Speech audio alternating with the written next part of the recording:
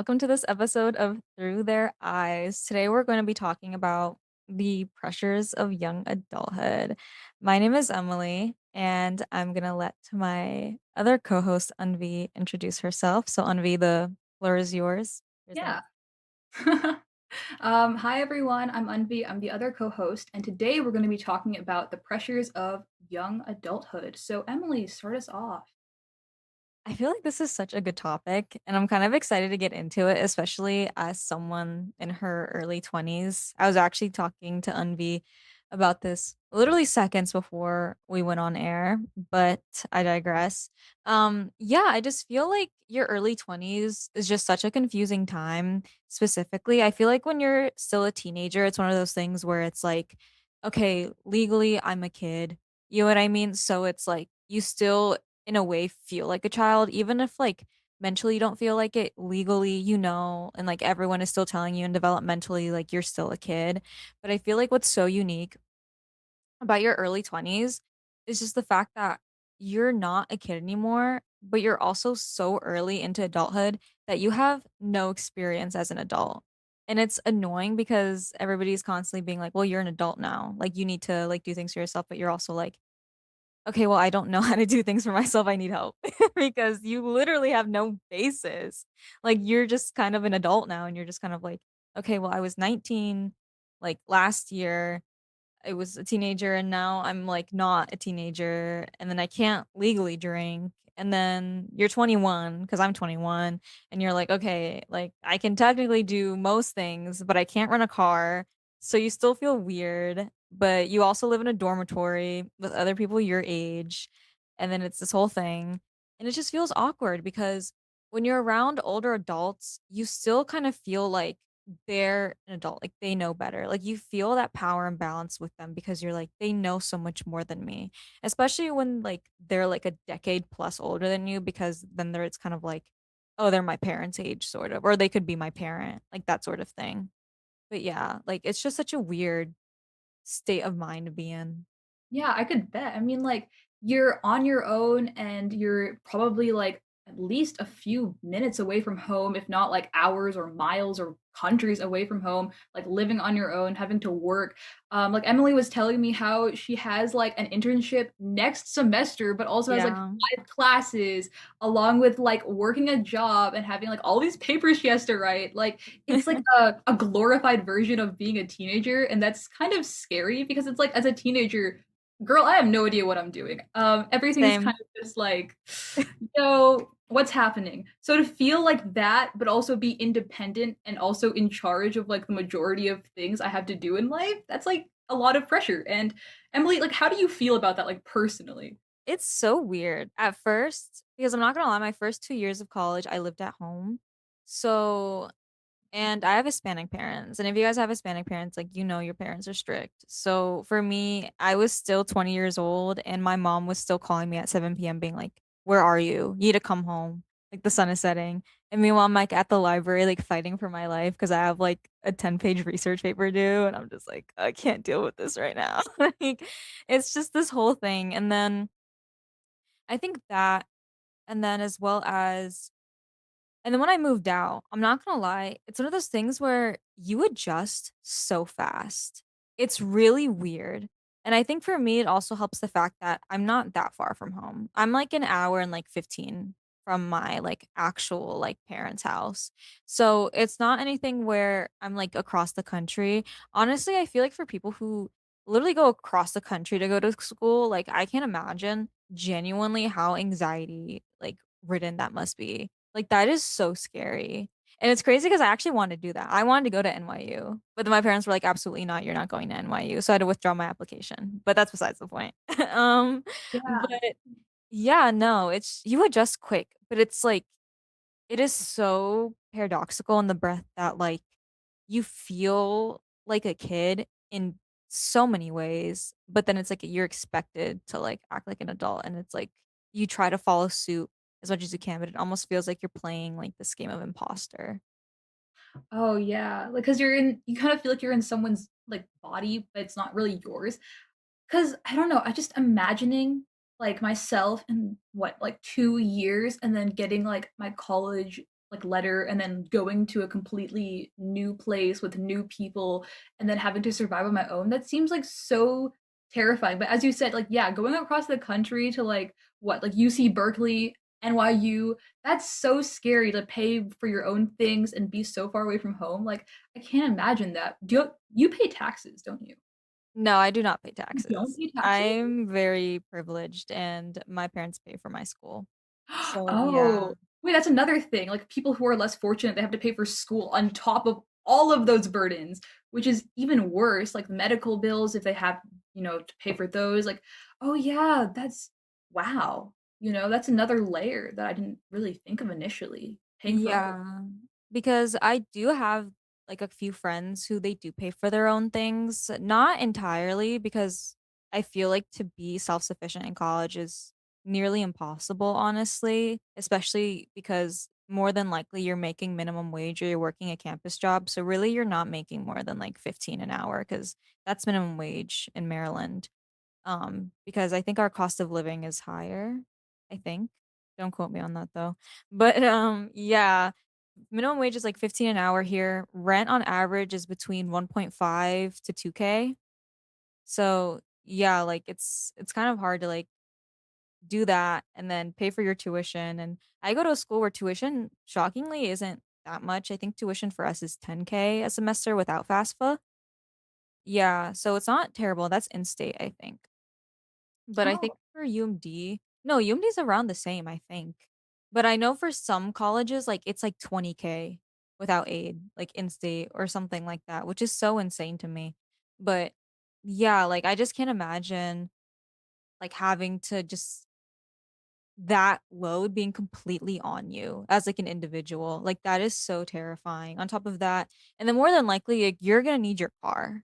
Like, you need a car. We don't live in freaking Italy where you can just ride around in a Vespa. Like, we don't live there. You need a car because, like, we know the US is just not walkable. Like, this is not Gilmore Girls. Like, you can't just, like, promenade around or whatever, like the French say, I don't know, but, yeah, and it's just, like it's really just thing after thing after thing, and it's not something that's manageable for someone who's 18, 19, 20. Like, that's so difficult, especially because you're expected to do already so much, like, being a full-time student is already, like, hard enough, and on top of that, it's, like it's really rare that people are just a full-time student.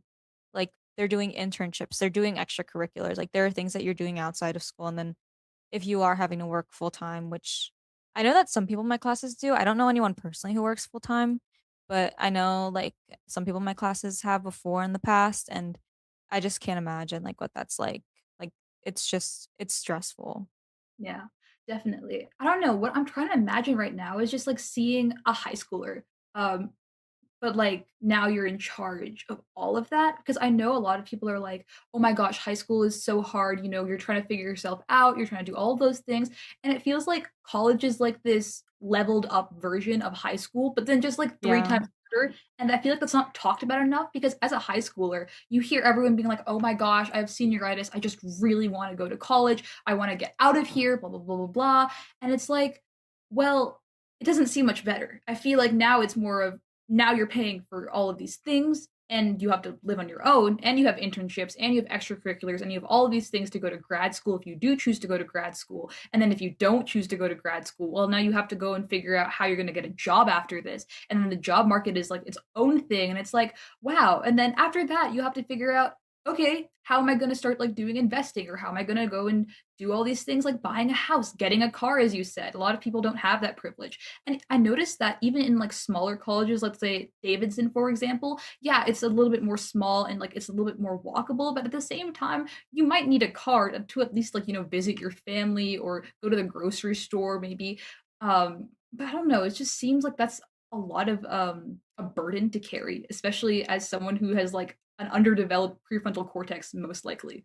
No, literally. And I think even aside from the logistical things, emotionally, it's just such a weird time. I'm not gonna lie, because I remember being 19 and just being like, "Okay, technically I'm an adult, but I literally still feel like a kid." And I'm not gonna lie, the jump from high school to college, like, I don't even know how to explain. I was actually thinking about this the other day. Not even the other day, honestly, probably like 2 days ago, I'm not even gonna lie. But I remember, like, thinking I was, like I feel like from ages, like, 15 to 18, I didn't really feel that different, like, emotionally or anything. It kind of felt like I was the same overall, and I think I was really sad during that time period just because I think I just had so much lack of variety, and literally my life felt like it was the same for those 4 years. Like, circumstantially, realistically, like, nothing had changed for me. I was in the same place with all the same people. Like, yeah, things were going to change, but at that given time, like, my circumstances had not changed at all. So it just everything felt sort of mundane. And then now I think about 19 to 21, and even though there are only 2 years between, like, those ages, I genuinely feel like a completely different person. It is so weird, and to think that can feel that way only in a span of 2 years compared to literally feeling like the same person for legitimately, like, 4 years of my life. It is so crazy, and you don't even feel it until you genuinely reflect on it.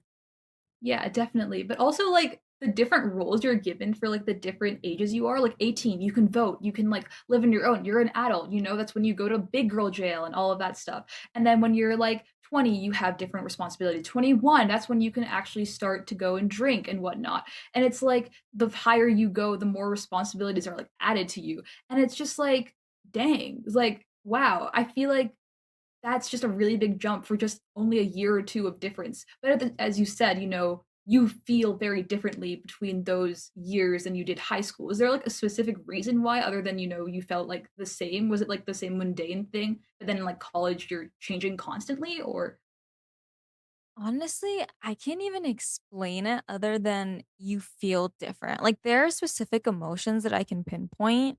Like, I feel like now I genuinely do think about my life as an adult, which is like, I did not think about as a teenager at all. I'm not gonna lie. Like, when I was a teenager, I like could not care less about what I was doing next month. I'm not gonna lie. I was just like, whatever about everything. But now that I'm older, it's like, I care so much about everything. And in the same way, I sort of do now as a teenager, but just like I didn't think about my life outside of high school. Like everything at that given moment felt like it mattered the entire world. Which is, like, not something that I feel anymore, which is so weird. Like, if something small kinda happens, like, I get, like, upset about it, but it's not how it felt when I was a teenager where it kind of meant the whole world. Like, now I'm like, "Okay, life goes on," after a certain point. But when I was a teenager, like, everything meant everything. But now it's like, I don't feel that way, and then also, like I was saying, like, I think about my future so much more. I'm not gonna lie. Like, I'm not sure if it's, like, the same for you. Like, I'm sure for you, like, I feel like you're a bit more future oriented than I probably was, like, at your age, I'm not gonna lie. But, yeah, now I think about my future, like, I think about the fact that, like, I'm literally going to be, like, a real adult, and also the fact that, like, I'm gonna have a family one day, like, that's so crazy to me, and I'm just like, "Wow," like, one day, I'm not gonna be living with my parents, and it's such a surreal feeling, and then also, for some reason, when I was 19, I, like, developed this feeling of just, like I don't even know how to explain it. It was, like, such a weird feeling where I, like, wanted to, like, do a job where, like, I just, like, could care about people.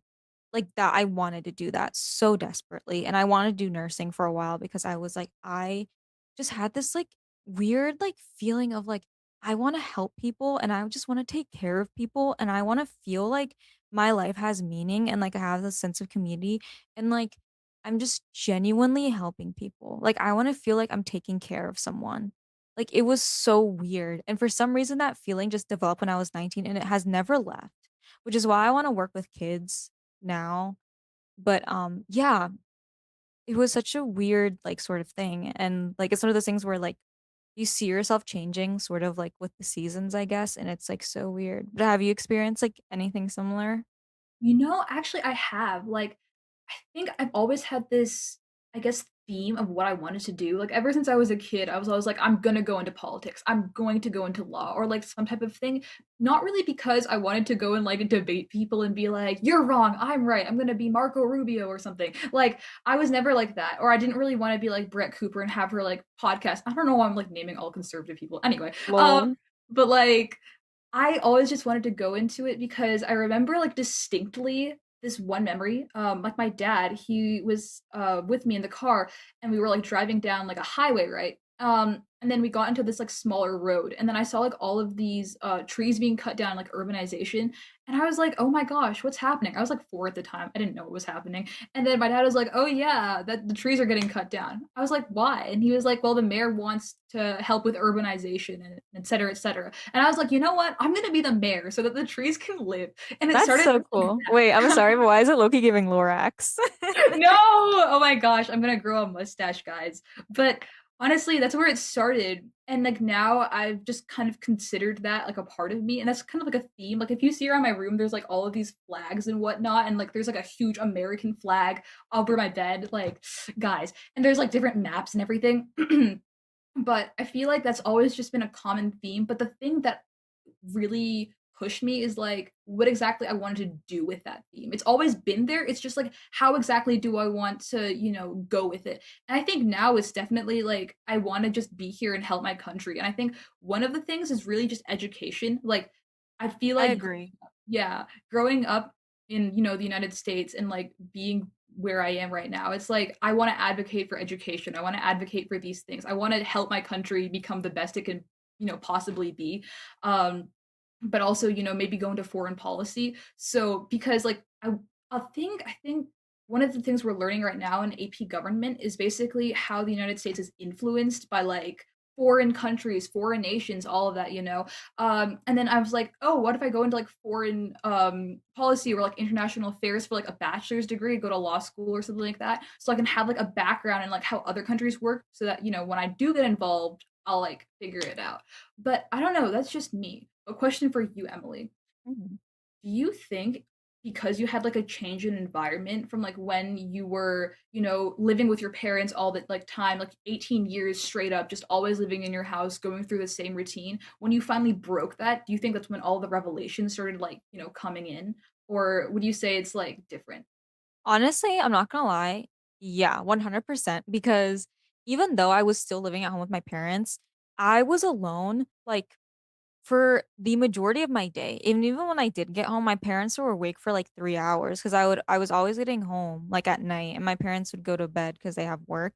So it was always literally just me. So I feel like when I had free time, I had so much time to literally just be my own person. I was just in and of itself just by myself and I was able to sort of just observe myself and even observe my own thoughts without having someone almost in a way like dictating for me like how life should be or dictating how things are. I just felt like truly I could just experience the world in my own light. And it's honestly such a good feeling, I'm not gonna lie. It's one of those things where I feel like if I were a teenager and I experienced that, I would have been so overwhelmed. But I feel like once you get to that point developmentally, you're just like, okay, so this is who I am. And even now that I'm on my own, I literally just feel like it's just me. Like I can't even explain it. Like it's just such a weird feeling. Like, I'm sure, like, I don't know, it's one of those things where it's like, I can't even, like, relate to, like, but I sound like such an old head, but I'm like, you will see what I mean. Like, you will see what oh my god, I can't believe I'm saying that. That's so gross. But yes, you will see what I mean, like, in a few Understand what you years. mean, Emily. Oh my gosh, you're becoming like one of those like grandmas, like back in my day, this, and this. But it's actually kind of funny you mention it. Like the whole like I guess stereotype for teenagers, especially like in the 90s and like early 2000s. It was always like, I'm a teenager, I want like that independence, I want all of that. And it's like, I feel like even though as teenagers we want that, when we finally experience it, it's kind of just like, oh, wait, like that's a big burden. Like, even though we want certain things, it's kind of just like the moment we get it, it's like that overwhelming feeling. And I feel like that's just a stereotype that is put on teenagers, but I feel like nowadays, I don't think a lot of us really want that anymore. A lot of us are more like keen to just be with our parents or like have some freedom, obviously. But I don't know. I guess it's like the world is getting a little bit more I don't know if it's the world or it's our generation necessarily, but like one of us, like either the world is getting too difficult to live in or like, we're becoming too sensitive to certain things. I'm not really sure, but I've just noticed like now we don't really want that much independence. And by we, I mean like the teenagers I've talked to and come into like, contact with and like spoken about or not about, but like, to. all of them are just like, well, I wouldn't really mind being a little closer to home and like having my parents do XYZ for me, or I wouldn't mind, having a little bit more dependence on them. And I feel like it's kind of like they're our fallback, and that's why we want to have that because it's like a scary time. I totally agree. It's definitely a mix of both. Honestly, off the top of my head and thinking about it, it's definitely a mix of both because same thing when I was in high school. I think it's just a Gen Z thing. I think it's a generational thing because I even see TikTok sometimes where parents will be like, "Oh, me when I was like 15 and I was like partying and being crazy, and like my daughter like won't even like go to freaking like Target without like telling me or asking me to go with her." And I'm like, that is so wild just to see that just distinction between like the generations because I'm not gonna lie, I feel like the millennials were wild. Like the millennials were wild during their time. And I feel like Gen Z is just like, no, like I'd just rather be in bed. Like everyone I know is like, oh my God, I'm like such a homebody. And I'm like, okay, like it's definitely a generational thing. Like definitely because oh, I think that's like it's literally a thing where like people don't go out anymore. Like, people don't go to like bars, like they don't really drink as much. Like I think Gen Z, I think it's like a thing where like Gen Z doesn't really drink alcohol. I mean, I know I don't drink. Yeah. So I'm like, and I honestly, now that I think about it, none of my friends drink either. So I don't know if like Mm. Maybe but COVID has something to do with it, because like, I remember in, like, COVID, a lot of people were kind of, like, getting used to staying at home, and maybe, like I don't know, I feel like life was just a bit more chill, and it was, like, a little less chaotic. Of course, like, COVID itself was chaotic, but, like, being at home all the time like, I was in 5th grade back then, so I don't really remember much, but I know a lot of people, like, continued to, have their post oh my gosh, during COVID routines. Like, my lol. dad, he was, like, supposed to go to office and whatever, and then he just works from home, like, now because of COVID. And a lot of people I've noticed, they used to go to, like, parties and whatnot, and now they're just like, "Nah, we can just, like, have, like, a FaceTime call or a group call or something like that." And I Yeah. mean, like, go them, but, like, I feel like maybe COVID has had, like, at least a little bit to do with it. But No, it's also 100%.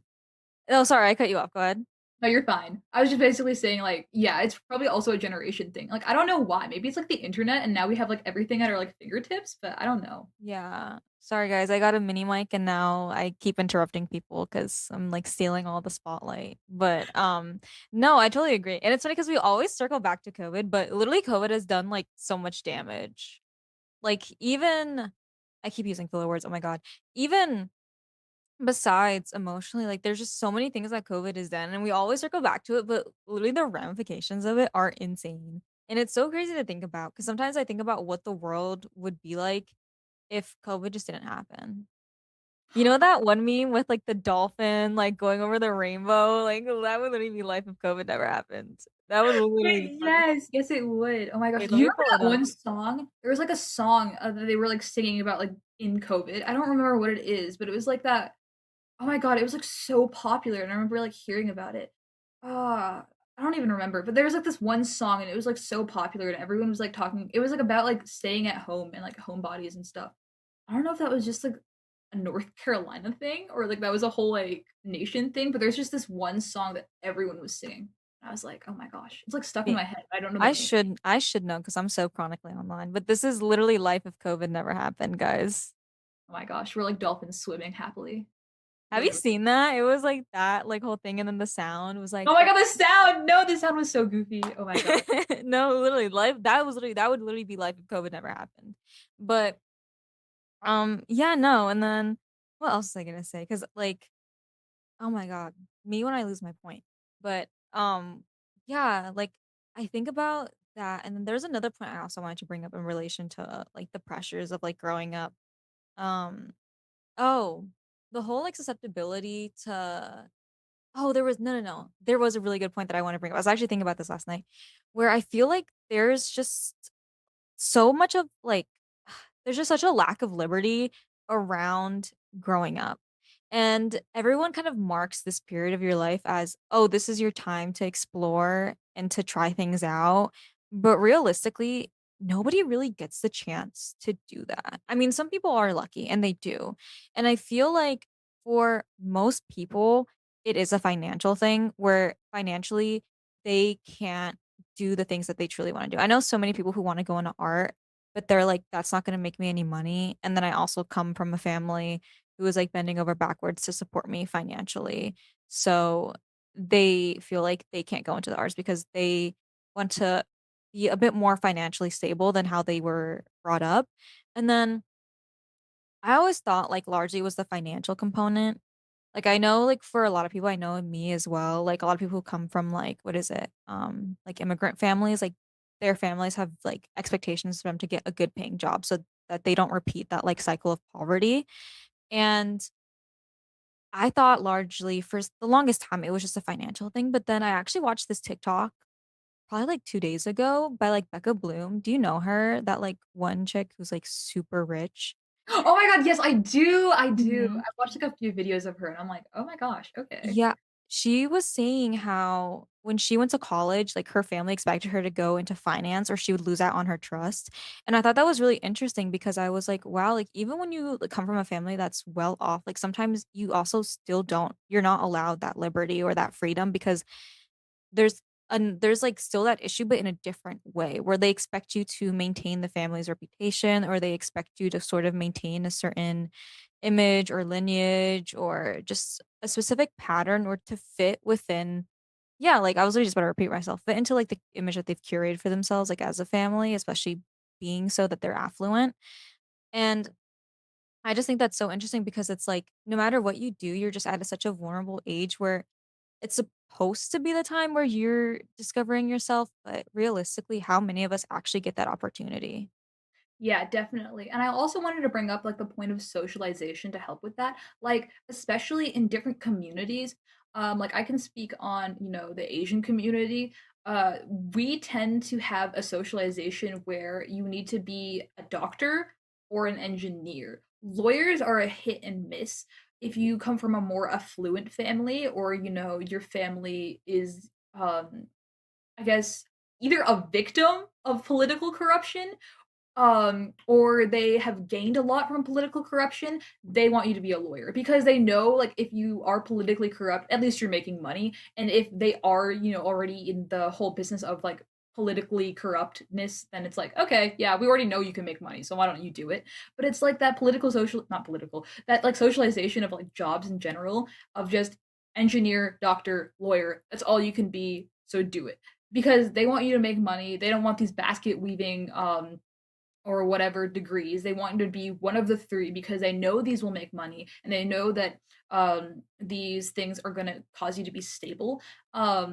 I feel like that's just a lot of pressure, especially on the kids of my generation now or, like, first, generation kids in the United States. Because it's like, now you have all the pressures of, like, adulthood, and now you can't even choose your own life path because you're so busy, going into one of the 3 jobs. But I feel like the negative impact of that is now we have, like, an inflation like if we had more people going to those jobs, now we'll have an inflation of those jobs or like specific areas they're more rich, like in those areas you tend to see more affluent people and more affluent people tend to go to more affluent jobs, which is like doctors, lawyers, financial advisors, etc., etc., etc. And then we have an inflation of those jobs and we don't have enough jobs for like other things that we need, so it leads to like the job market being completely skewed, and then the jobs that we do have, that's like a lot of competition. So like when you actually need to go to like grad school or you need to like figure out your life plans for like those jobs, great, now you're competing with a bunch of other insecure and like in pain young adults who also want the same opportunity, and that's like another burden placed on you, if that makes sense. No, I totally agree, and it's funny that you bring up the whole surplus thing because there's literally a surplus of lawyers right now. That's legitimately why one of my friends isn't going to law school anymore because there's a surplus of lawyers and it's so incredibly competitive. And then also ironically enough, I saw this other TikTok the other day. Oh my god, Girl, sorry, TikTok TikTok. head. Okay, it's okay, we still love Yeah, I'm so chronically online, but I saw this TikTok where this girl was saying that she was in school to be an ultrasound tech, and a lot of people are going into, like, the medical field, but not I mean, there are a lot of nurses, don't get me wrong, but specifically jobs like ultrasound techs, I can't think of anything else that's, like, akin to that, but you guys get the general gist of what I'm saying. There's a surplus of people going into those jobs because a lot of people chalked it up to be something that makes a decent amount of money, but is still relatively like a low maintenance job. And so there's a surplus of people apparently in that field as well, because there's so many people who are like, okay, well, I want to do that because they want to make the money, but they also don't want a job that's extremely demanding in the same breath. Because realistically, it's like who wants a job that's extremely demanding? Like people want to enjoy their lives. At least I know I do. But yeah, No, definitely, like, especially in high school, you see, like I think our school is just so STEM kid oriented, like, there's very little people who wanna go into the liberal arts, and then the liberal arts are literally just poli-sci, not even, like, anything, yeah, it's just poli-sci. Like, I was talking to Emily, about this and whatnot. But I was like, oh no, this was actually I talked to you guys about this too. But international affairs, foreign policy, a lot of people don't really want to go into that because it just doesn't make that much money off the bat. Like it's just not a well-paying job. Everyone wants to go into poli sci, and that's like especially when you're getting into colleges, like that whole process of that part of like I guess like teenager to adulthood transition getting into colleges, that's gonna be a lot harder too because of your major. Like the poli sci seats, they're all gone. The pre-med seats, they're all gone. Like comp sci, that's all gone. But I know like what people are doing now is like to still have like fun, but also to get into the colleges they want. They're going into like these really niche like majors, like hotel management or something, that's to so like random. right? Like to get into like UC Berkeley and whatever because like and they don't even want to be like hotel managers. They want to like go and do like whatever, like medicine or something. But they're just like doing all of these like niche majors to like say, oh yeah, I graduated from like UC Berkeley. I graduated from XYZ. So that means like this Ivy League or that Ivy League will want me because of my bachelor's degree. And then what they have to do is like they still have to tie it to like what they want to do in grad school. So it's like I want to go into medicine, but I also did like a hotel management thing. So they have to like figure out how to tie those two together and then be like, okay, so look at UC Berkeley, look more at UC Berkeley than the hotel management part, look at all the cool things I've done at UC Berkeley and not the hotel management part, and boom, accept me into Yale. Let's go. And it's actually worked for some people. I was talking to a That's few people about that. crazy. Yeah, it's worked for some. And they specifically did hotel management, all three of them. And I'm just like, what is hotel management doing? So, Yeah, what is hotel management? That's like me like going into like UC Berkeley and like managing and like not managing, oh my God, majoring in like freaking Doc McStuffins like architecture and then applying to graduate school being like, oh yeah, I want to be a doctor and I actually like majored in like Doc McStuffins like architecture. So like tying it like I just like it's like you're jumping through hoops like just to like which is so wild to me that people actually have to do that. Which is like it's so insane to me that you would have to do something like that. Like just to like what is it? Get like a seat where like you want to or like where you want to be. Like I mean, I'm all for like being very ambitious, don't get me wrong, but in the same breath, it kind of sucks that people have to do that yeah. just like to secure a space in what they want to do. And then there's just so many like there's just such like a surplus in so many like different fields. Like literally like ultrasound techs, lawyers, and then comp sci. Comp sci is a big one because when I started college, there wasn't a surplus in comp sci. But I remember asking people what their majors were because orientation week, you're like a freshman and like literally all there's left for you to do. All there is for you to do is just talk to other people like your age and just like hope you make a friend. But everyone I would talk to, they would be like, "Oh, yeah, I'm majoring in comp sci."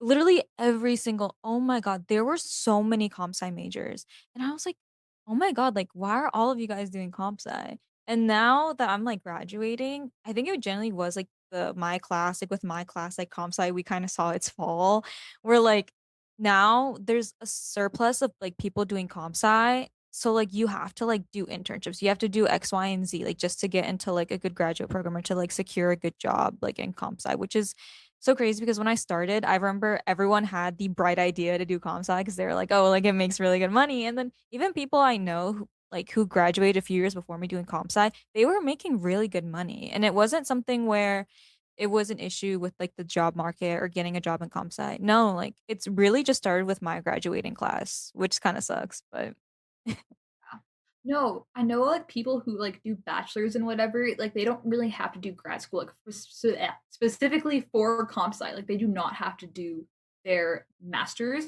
But now because of like degree inflation, a lot of people are starting to do their masters and those who aren't are like trying to get into what? Like trying to get into MIT and whatever. Like in the undergrad and just get it over with so that they can just, you know, go into the job market like immediately and like try to get their jobs before their peers can.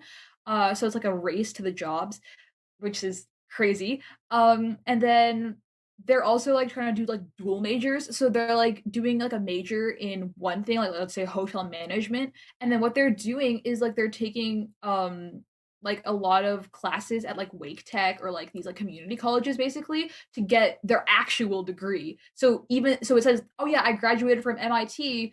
Anyway, I'm going to apply for XYZ job with my Wake Tech degree or whatever community college degree.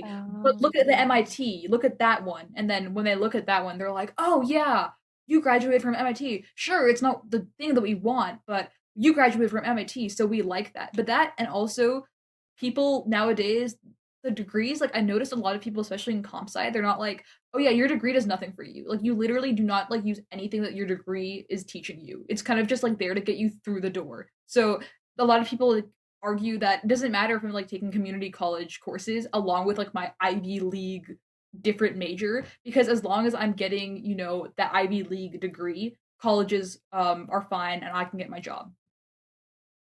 that is so crazy that status or just a name can like bring you through the door. But it's crazy because that's like what networking is in the same breath. I keep using that phrase in the same breath. Like, girl, hold your breath at this point. 'Cause that's like, Oh I my keep gosh, saying crazy that. statement. But what was I saying? Yeah, it's like crazy because even in networking, like that's just such a thing where like knowing the right people and like knowing the right names, that will get you through the door. And it's crazy that it works the same way with institutions and that somebody can literally go and take credits for what they actually want to do at a community college and then get the job that they want solely because they had a name of a school attached, even though they were doing completely different material at that school. Like that's so insane to me. And it's just crazy that people are having to find these loopholes just to get a job. Like people want to be employed. And it reminds me of this meme that I saw where it was like scams used to be like, oh, here's free money. Like click this link for like a free iPhone. And now scams are like, oh, we have a job available for you. Like, which is so true. Oh my God, I remember when I was a kid getting those little scam pop-ups that were like, you want a free iPhone 6, you want a free iPhone 5. And I was like, Mom, I got a free iPhone. We have to put in our card information and they'll send it to us. Like, mom was like, no. And now they're all like, I literally got one the other day. It was like, oh, we have a job for you. Like base pay is like 25 an hour. And I was like, and they're all MLMs. Like, please. I'm not trying to sell Mary Kay for like well, it sucks. It's like you're not even making commission. You're just having to buy the product and then hoping to God somebody like pays you for it. And then you're just like, you're not making profit, honestly, which is like sad. And it's sad because like when people like try to like market the MLMs to you, they're always like, "Oh, it's such good money, it's such good money." And I'm like, I can hear the desperation in your voice. It can't be that good money. The money cannot be that good because you're pleading with me at this point. No, everyone's like so desperate to get jobs, and it's like, okay, so what the heck? And I feel like I literally was like watching these Instagram reels, and they were all about like how Gen Z just doesn't want to like get jobs anymore. And it's like, okay, yeah, I can understand like that perspective. Like, there are definitely people out there who are like, ew, I have to work. Yuck, I don't want to do that. But then they completely forget like the other side of the coin, which is like, bro, there's so many people who are desperate for jobs. Like, I promise you, if this person had a job, like she would not be crying on Instagram Reels about like how much she hates her job. Like she would be going and like doing that job. So I don't know. I feel like everyone just sees like that one side of Gen Z where it's just like, we don't want jobs, we don't want to work. Why are we working? Ew. Instead of like the, oh my God, you have a job, please. $7 per hour, I'll take it. I just need a job, please. And it's just like they're desperately begging for a job because they need one. Yeah. And I feel like honestly, the most negative people out of groups always get the most spotlight on social media, which kind of sucks. So then people automatically assume that everyone in that group is like that. But it's like obviously, if they're getting that infamy, it's because they're standing out in some sort of substantial way. It's not because they're the spokesperson of that entire generation or that entire group, which like really sucks because yeah, it's just so sad because it's like, I don't know, I feel like I can't think of like a spokesperson for like Gen Z that's like negative. I feel like maybe they're like a couple like pariahs. Oh, Pariahs.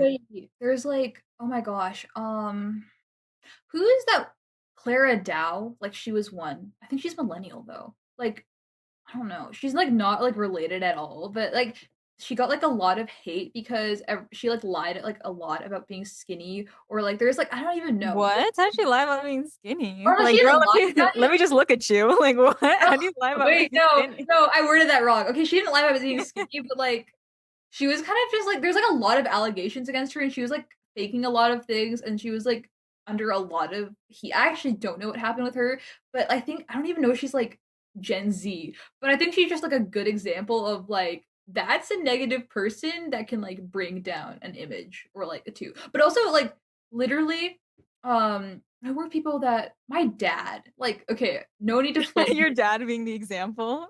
no need to flame him, but, like, sometimes he'll just be like, "Envy, did you see this woman crying on TikTok? She does not wanna do a job. Envy, the AI will take your job. You need to be thankful for any job you get." And I'm just sitting there like, "Dad, I promise you, I'm not gonna be like that woman on TikTok, okay? I That don't is even so have funny. TikTok." And it's just like, oh my gosh.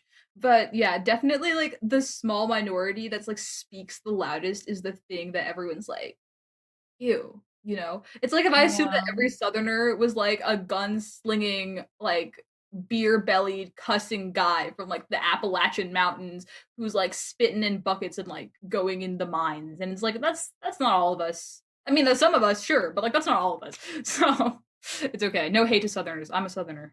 It's okay. That's Maryland is like technically a southern state, but we're like the most northbound southern state. And honestly, I don't even consider us part of the South. I don't even know what I would. You would have angered so many people from, like, Georgia and Louisiana with that statement. You had us in the first half. The first half. If I said I was southern. Yes. No, I mean I'm a Southern belle through and through at the end of the day. But no, oh my god, I no. consider myself a northerner at the end of the day because I keep saying that. I keep saying at the end of the day and in the same breath, like, oh my God. Have you seen Girl. the whole Ash Trevino thing where it's like I need to stop because it's No, Ash Trevino, she's crazy. That's another spokesperson, I guess, but, like, she's, like, kind of her own thing, not, like, for, like, she's a her generation. oh, she stands alone. She's her She own thing. really? Have you not, like, seen, like, those, I don't know, like, she's, like have you seen, like, those cheaters? This is, like, unrelated, guys, but, like, there's, like, this group of, like, cheaters, and they basically go and, like, they just, like, divorce their husbands to go and get new ones and then divorce it. Like, Ash Trevino's definitely, like, the most extreme because she, like, goes and, like, dates all these like people who were in jail, but like there's like this new like culture of like people just like going and cheating, like cheat culture, not cheat culture, hookup culture. That's the thing. Hookup culture, cheating, all that stuff.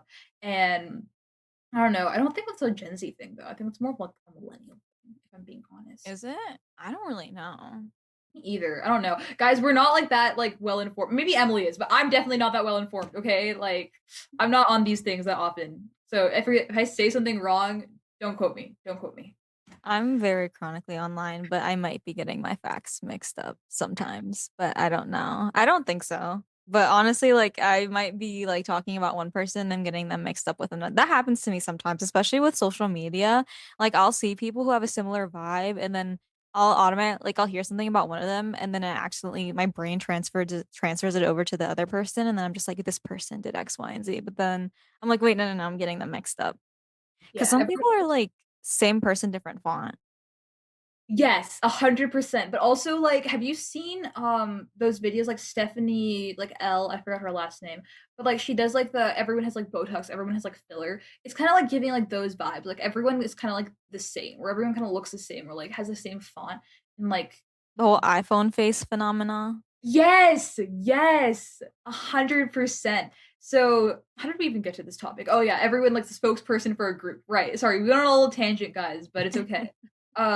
But yeah, like literally everyone kind of just like everyone's kind of like sheep now. I've noticed that. Like, I don't know, like there's a trend and everyone's like, "Oh my gosh, I love that trend." And it's like we're sheep.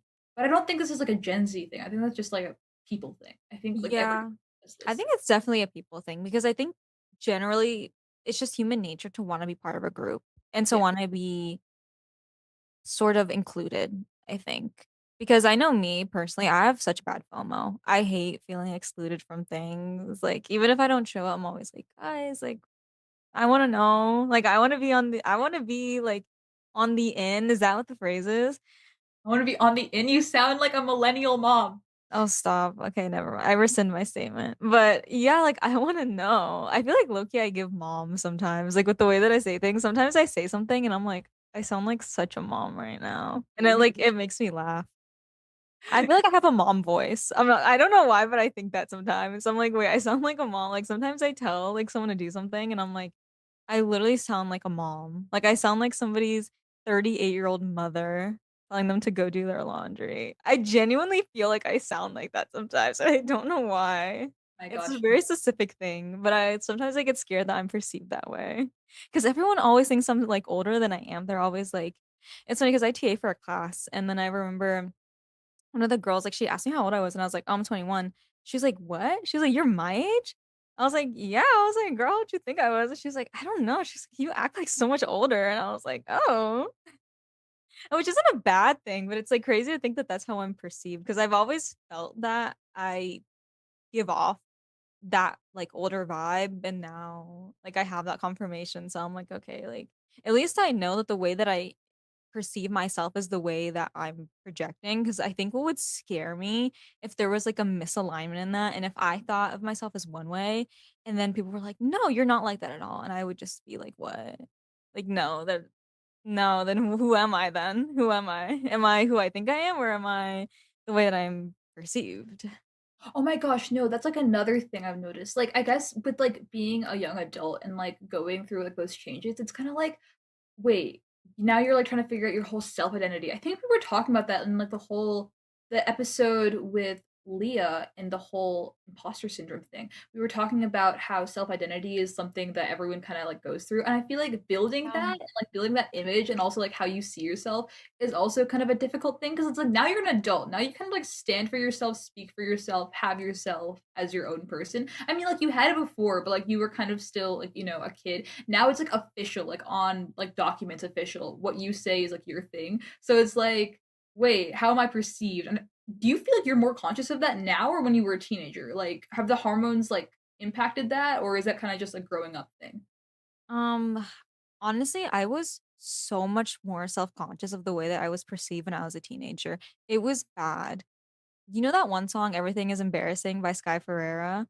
Wait, yeah, yeah, I do. I that was, like, my life, and I was a Tumblr kid too when I was a preteen, I was a Tumblr kid. So, I loved that song, and I lived it and I breathed it because everything was embarrassing. Literally everything was embarrassing. I could breathe in someone's direction, I would just be like, "Ugh, I'm so cringe." Like, I just couldn't stand it. And I don't know, it's one of those things where oh, and then I remember I learned about this one thing in my AP Psych class, the whole, like, false audience, I think that's what the term is, where you feel like you're being watched even when you're alone. So, like, sometimes you get embarrassed when you're alone because, like, you have that, like, fake audience or that false audience. So, like, it's something that's very specific to adolescence, and apparently people grow out of it once they're out of their early 20s. I still have it though, but not as often as I used to because when I was a teenager, I always had it. If I was alone, I kind of felt like I was in a movie and like everyone was like watching me and everyone could see what I was doing. So even if I was alone and I did something that I thought was like cringe, I would get really embarrassed. And sometimes now I do. But I think it's more so just me cringing at myself most of the time. But then every once in a while, I'll get that like false audience and I'll feel like I'm in a movie and, like, somebody's watching me, and I'm like, "Ugh, that was, like, so embarrassing of me," and, like, yeah, and it's funny because I was actually, like, telling somebody that the other day. I was like, "Sometimes I feel like I'm literally, like, the corniest, cringiest person, like, on planet freaking Earth, and I hate it, and I don't know why." Like, sometimes I do, but not as often as I used to, just sometimes. And she was like, "What? You're actually, like, the least cringy person I know." And I was like, "Stop. That means legitimately the world to me. That is honestly the most flattering thing someone could say to me. No lie.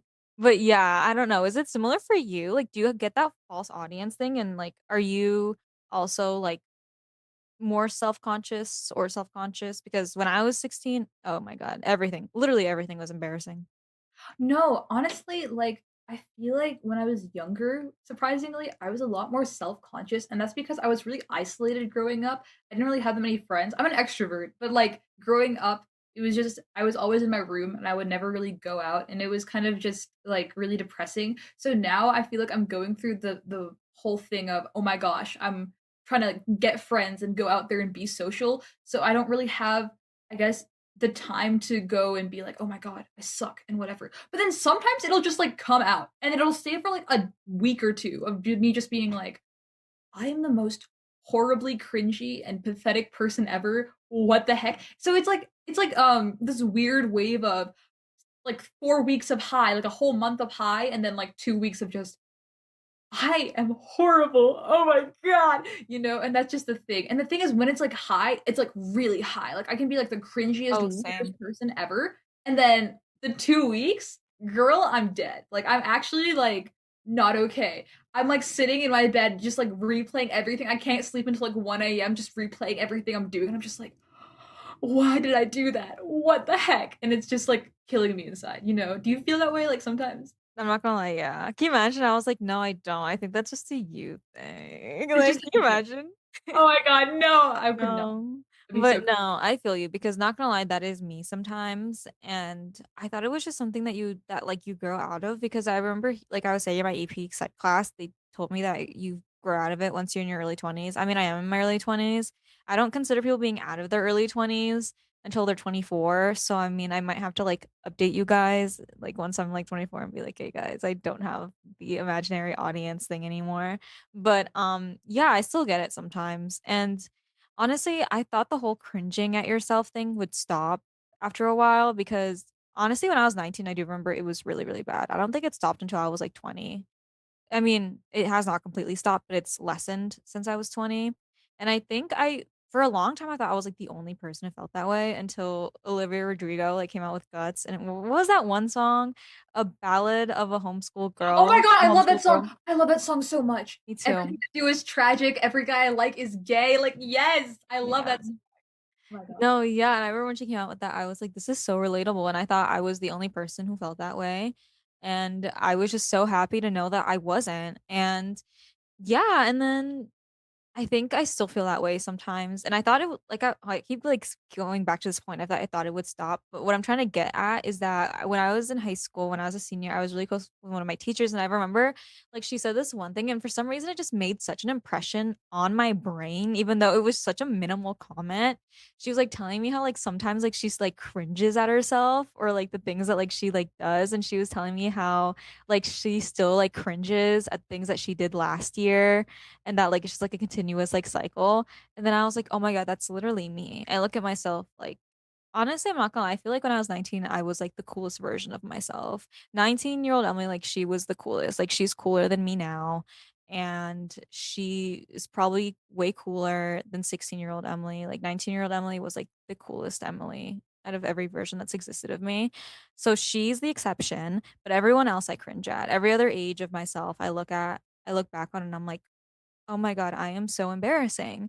And I know next year I'm going to look back right now and be like, yeah, I was embarrassing. And I'm just not going to live up to, no, I shouldn't say that. That's negative.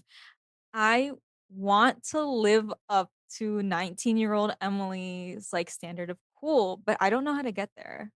And it sucks because I can't really ask her for advice either. So, but yeah, do you feel that way too? Like, I mean, I do this thing where I like see myself every age is a different version of myself, or like I group certain periods of my life together as a certain version of myself, and it almost feels like that's a different person, but like related to me. Do you do that too, or is that just me?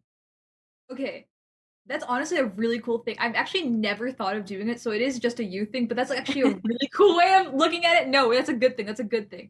But like, I was literally talking to my friend about that, I think like a week or two ago, and basically she was like last year she was so cool, like in her opinion, and she was like, I was like making candles, and I was like at all of these like indie art shows, and I was like having like the most like amazing time of my life. I was like living it up, and I was like, girl, why don't you just like do what you were doing? But like just like embody that. Like you don't necessarily have to go make candles and everything unless you want to. But it's kind of just like what was that one quote? It's like live every day. Like it was like that one movie quote. I don't even know. But it's like live every day like you were her. Like live all of I guess like your life, just like as if you were her. Like, what did she wear that day? What did she like do that day? You don't have to do that, but it's like, what vibes did she give off? Embody those vibes in every day, and then just like try to live up to that, like idolize her, and then eventually you'll find parts of yourself becoming more like her. It's like find all the things that you loved about her and like try to do it. Like so, my friend, she's just like made candles,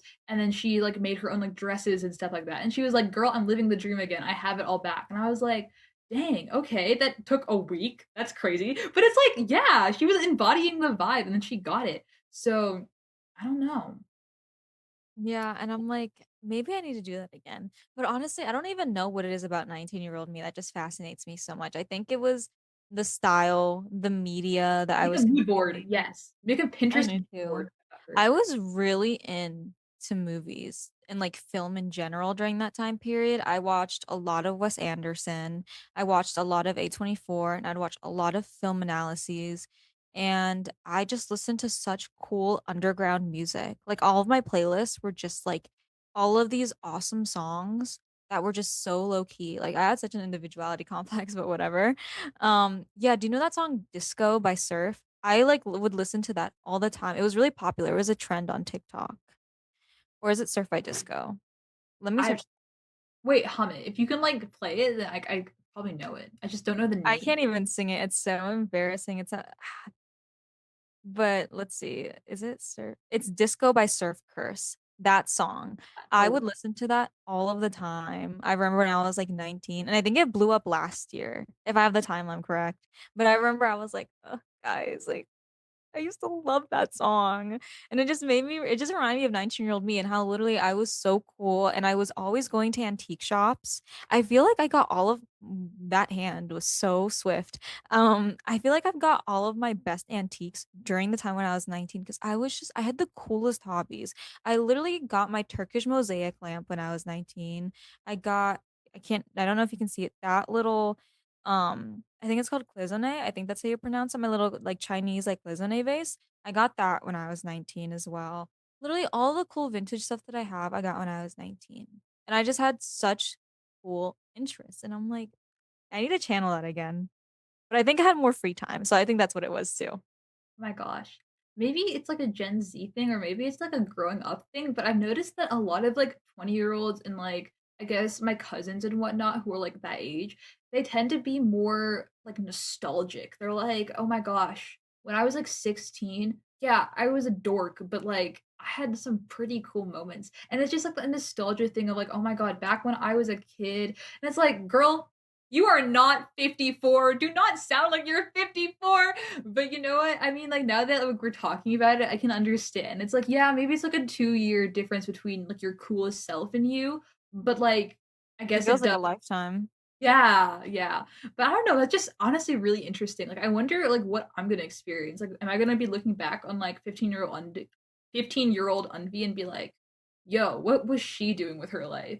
Or am I gonna be like, oh my god, 20-year-old Unvi, she's so cool and not weird and not a dork. That's actually surprising. I always thought I'd be a dork forever, you know? So it's honestly kind of fun. It's like a little time capsule. Oh, that's the other thing she did, my friend. She made a little time capsule when she was like 7 or 6, and then she like put all her favorite things in it and she opened it because she like turned like 16, 17, and she was just like, yeah, look, it's like all my stuff. And I was like, oh, it's so cute. It's like a looking back on the olden days and whatnot. Olden days, oh my god, now I'm gonna sound like you, Emily. Now we're Oh both my God. 54. Oh Oh. my gosh. One of us has to be youthful and like fun and lively. Like I call being the grandma. Okay, I'm gonna own like 12 cats. You can be the lively one. oh my God. I'm honored. Yeah, But unfortunately, we are coming out of what was I trying to say there? We coming to are a running close. out of time. We're coming to a close. Thank you. Oh my God, maybe I'm the grandma actually. Oh my gosh, you own 12 cats, Emily. Let's go. Yeah, but unfortunately, we are coming to a close, guys. Thank you so much for tuning into this episode. And don't forget to follow us on Instagram at Through Their Eyes Live. And we are super happy that you tuned in for this episode. And we hope to see you next month. Unvi, I was gonna say any final words, but that sounds very threatening. Anything else that you have to say? Not much. Just listen to the song Emily recommended. recommended, and I'll listen to it too. But we'll see you in the next episode. Bye, everyone. Bye, everyone.